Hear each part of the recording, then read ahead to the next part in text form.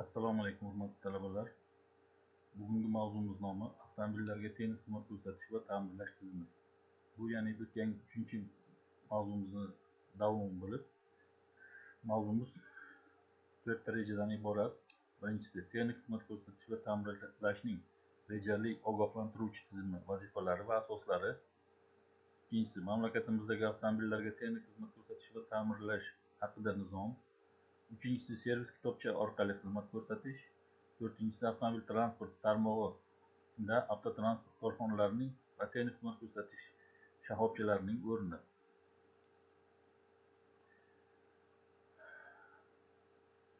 Aksariyat mamlakatlarda kabi respublikamizda ham avtomobil transportiga teng xizmat ko'rsatish va joriy ta'mirning rejaviy ogohlantiruvchi tizimi qabul qilingan bo'lib, unga quyidagi talablar qo'yiladi. Moddiy va ishlash xarajatlarini kam sarflagan holda avtomobillarning ekspluatatsion xususiyatlarini saqlab turish. Teng xizmat ko'rsatish va joriy ta'mirni rejalay va tashkil eta oluvchi rejaviy me'yoriy tasnifga ega bo'lish, barcha avtomobil ekspluatatsiyasi korxonalari uchun majburiyligi, barcha muhandis-texnik xodimlar uchun konkret va aniq anglash mumkinligi, ishlash sharoitiga qarab konkret me'yorlarni bir maromdaligini va egiluvchanligini, avtomobillarni har xil sharoitda ekspluatatsiya hisobga oluvchanligini, texnik xizmat ko'rsatish va joriy ta'mirlash ishlarini tashkil etish va uning me'yoriy asoslari respublikada avtomobil transport harakati qismiga texnik xizmat ko'rsatish va joriy ta'mir nizomi bo'yicha bajariladi.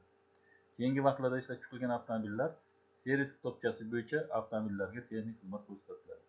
Hozirgi vaqtda O'zbekiston Respublikasida ishlab chiqarilayotgan GM O'zbekiston yengil avtomobillari, ekspluatatsiya qilinayotgan Mercedes-Benz avtobuslari va yuk avtomobillari hamda xorijiy yurtlarda ishlab chiqarilayotgan va foydalanilayotgan avtomobillarga servis kitobchasi bo'yicha xizmat ko'rsatiladi. Servis kitobchasida avtomobillar uchun kafillik shartlari va texnik xizmat ko'rsatish uchun yo'riqnomalar keltiriladi. Hozirda ishlab chiqarilayotgan yengil avtomobillarning servis kitobchasida quyidagilar o'z aksini topgan. Yangi transport vositasi uchun kafolatlik davri 12 oy yoki 20 ming kilometr. Nima kafolatlanishi?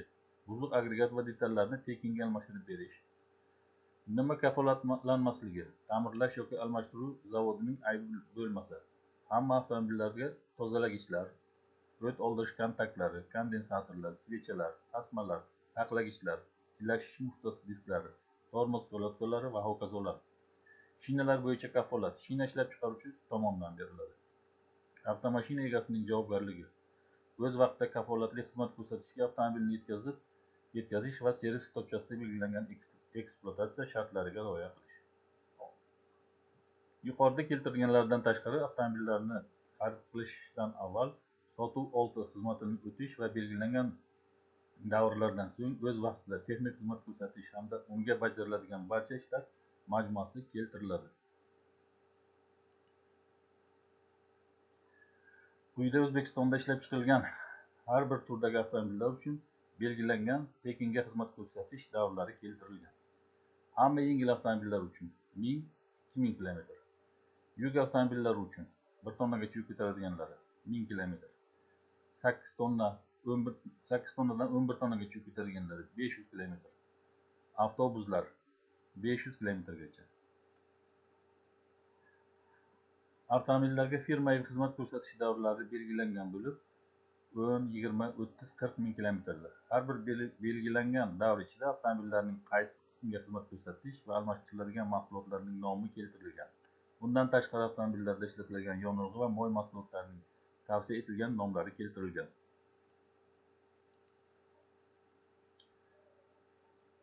Texnik xizmat ko'rsatish va joriy ta'mir tizimini tashkil etish usullari va uning tasnifi. Avtomobillarga texnik xizmat ko'rsatish va joriy ta'mir tizimining asosiy negizi ularning texnik ekspluatatsion sharoiti, ishonchliligi va sifat darajasi, tashkiliy texnik chegaralovlar hisoblanadi. Texnik xizmat ko'rsatish o'z ichiga 8-10 turdagi ishlarni oladi. Moylash, qotirish, sozlash, nazorat etish va hokazo va 150-280 dan ortiq agregat va mexanizm detallariga ogohlantiruvchi ta'sir ko'rsatadi. Har bir tur uzel va mexanizmga texnik xizmat ko'rsatish ko'rsatish o'ziga xos davrni tashkil etadi va bu davrni bir necha usullar bilan aniqlanadi. Birinchisi, texnik iqtisodiy usul. Bunda biron bir guruh uchun texnik xizmat ko'rsatish va joriy ta'mir ishlarining bajarilishiga eng kam xarajatlar sarflash asosiy maqsad hisoblanadi. Texnik xizmat ko'rsatish operatsiyalarini o'zaklari bo'yicha guruhlash. Ma'lum bir optimal davr ichida bir guruh obyektlarning asosiy o'zaklariga quyidagi alomatlar bo'yicha texnik xizmat ko'rsatish. Harakat xavfsizligiga ta'sir etuvchi, ularga texnik xizmat ko'rsatmaslik, avtomobilning buzilmasdan ishlashiga, iqtisod va bilish qobiliyatiga ta'sir etuvchi, maxsus jihozlar va katta ish hajmini talab etuvchi.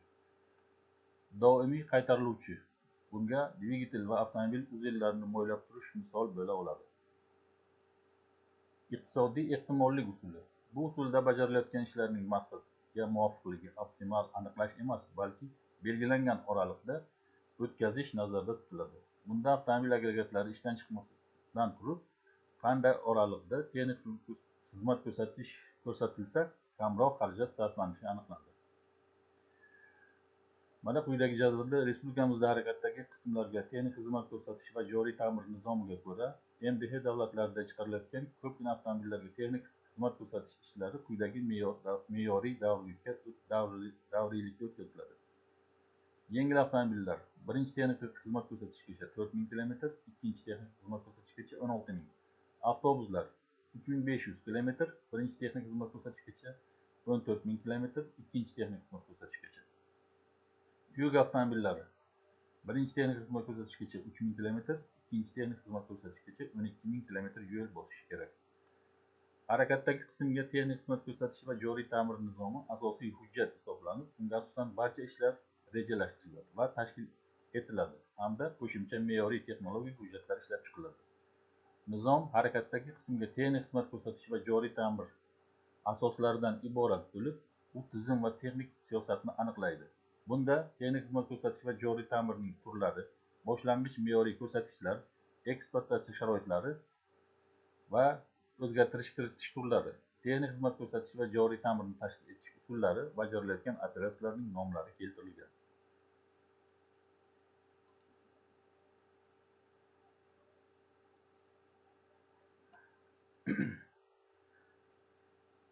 Texnik xizmat ko'rsatishda asosan tozalash, tekshiruv diagnostika, mahkamlash, sozlash, elektrotexnik, shina, akkumulyator, moylash va agregat mexanizmlaridagi moylarni me'yorga keltirish va almashtirish ishlari bajariladi. Ta'mirlash ishlari o'zining xarakteri va yo'nalishi bo'yicha qayta tiklash va joriy ta'mirlash kabi turlarga bo'linadi. Avtomobillarni joriy ta'mirlash avtokorxonada ishlab chiqarish texnik tizimlarining eng asosiy vazifasi harakatdagi qismni, joriy ta'mir ish hajmini kamaytirish, ishlab chiqarish va materiallar sarfini xarajatlarini kamaytirishdan iboratdir.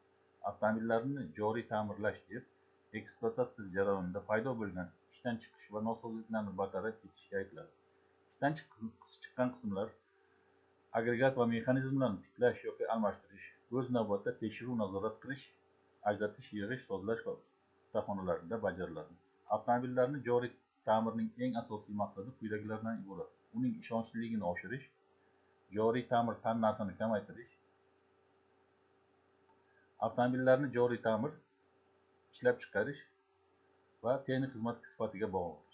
Joriy ta'mirdagi xarajatlar ish hajmiga va ishning xarakteriga, diagnostika sifatiga, ta'minotga, ishlash sharoitiga, avtomobil yoshiga, ishlab chiqarish usuli va shakliga, qo'llaniladigan jihozlarga va ish haq belgilash tizimiga bog'liqdir. Joriy ta'mir ishlari kerak bo'lgan hollarda yoki texnik xizmat ko'rsatish davrida hamda diagnostikalash natijalariga ko'ra bajariladi. Avtomobillarni joriy ta'mirni avvaldan rejalab bo'lmaydi. Bu ehtimoliy bo'lib, uning ish hajmi solishtirma me'yoriy ish hajmi bo'yicha aniqlanadi. Ishlash sharoiti, iqlim sharoiti, avtomobil turi, yoshi va soni ish hajmiga ta'sir etishni hisobga olgan holda solishtirma ish hajmi korrektировка qilinadi. Bajarilayotgan joyi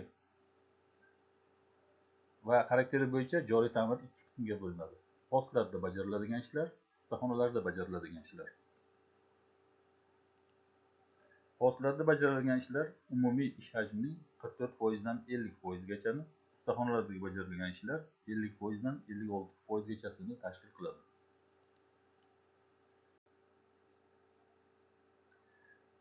Ustaxonalarda bajariladigan ishlar quyidagilardan iborat. Agregat ishlari. Bunda avtomobillarda yechilgan agregatlarni, dvigatel, ilashish nuqtasi, uzatmalar qutisi, rul boshqarmasi, yetaklovchi ko'prik va ho'kizlar yuvish, ajratish, yig'ish, tashxislashdan iboratdir.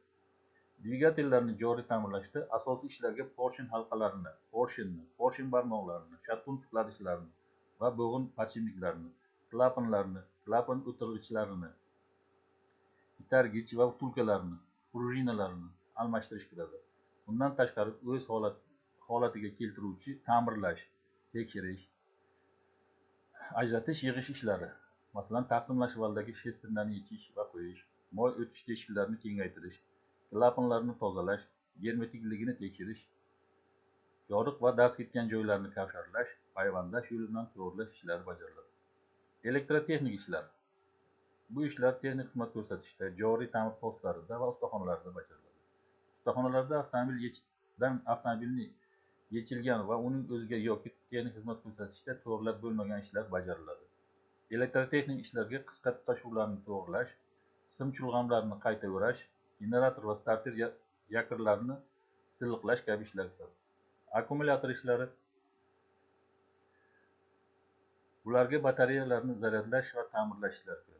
Bu ishlarni bajarish uchun ayniqsa texnika xavfsizligi va mehnat muhofazasiga keng e'tibor berish kerak.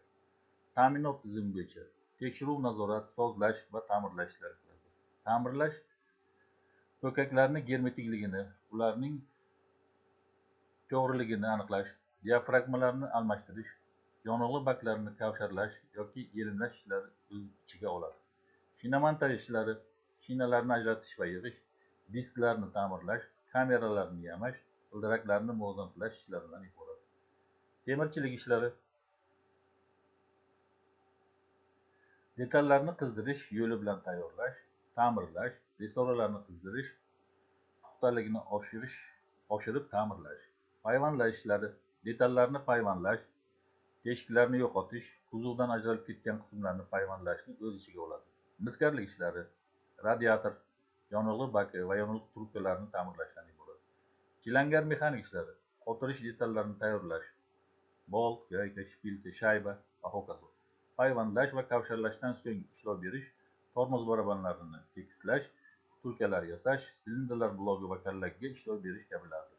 Kuzov ishlari o'z ichiga yog'ochsozlik, armatura, qoplamachilik, tunukasozlik va bo'yoqchilik ishlarini oladi.